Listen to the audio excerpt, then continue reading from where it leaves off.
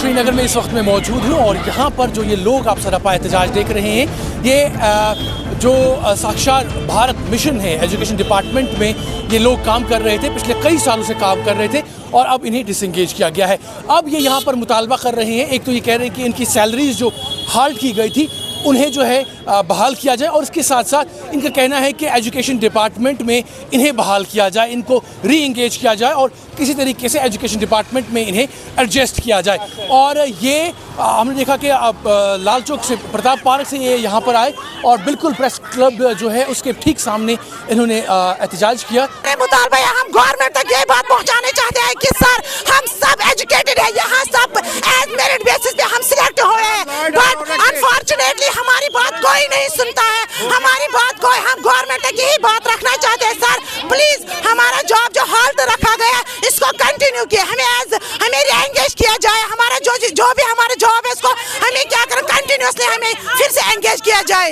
हम उस time merit basis पे हमें एज बीएलओ भी काम लिया गया, पंचायत में जो भी काम था वो हमसे लिया गया, बट अनफॉर्चुनेटली हमारी बात आगे तो कोई नहीं लेता। हम अब आपकी वसादत से गवर्नमेंट तक ये बात पहुंचाना चाहते हैं प्लीज हमारा। आपको लगता है यहाँ मार्केट में इस तरीके से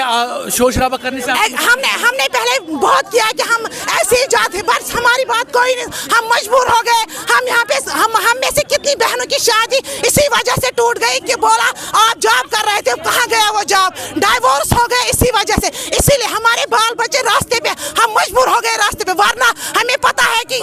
ये ठीक नहीं है, बट हम मजबूर हो गए रास्ते पे आने के लिए क्योंकि हमारी बात कोई नहीं सुनता है। अब हम इसीलिए यहाँ रोड पे आ गए ताकि हमारी बात अहले हुकाम तक पहुँचे। हमारा मसला है कि हम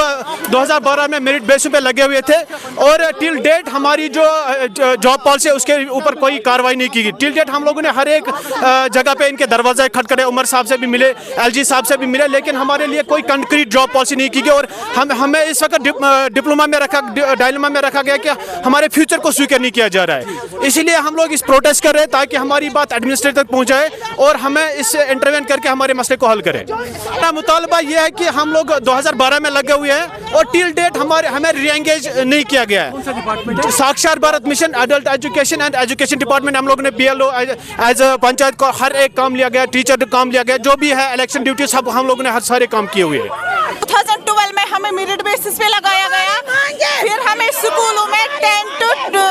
4 PM तक अपने सर्विस दे रहे थे, उसके बाद हम 4 बजे के बाद हम इलिटरेट को इलिटरेट कर रहे थे। बहुत सारी लड़कियां हम में से ऐसी भी है जिनकी शादी इसी बेसिस पे हुई है, बहुत सारी लड़कियां हैं जो आज मायके में बैठी है, रीजन ये है उन हमें निकाला गया है, ना हमें डिसएंगेज ऑर्डर दिया गया है, हाल हमारी सर्विस रखी गई है, इवन के हमारा 3 years आदू डिस्ट्रिक्टों का 5 years का पे जो है वो भी हमें नहीं मिला है, वो भी इन्हीं के पास है। अगर इन्होंने हाल दे रखा है हमारी स्कीम को, हमारा पे कहाँ है?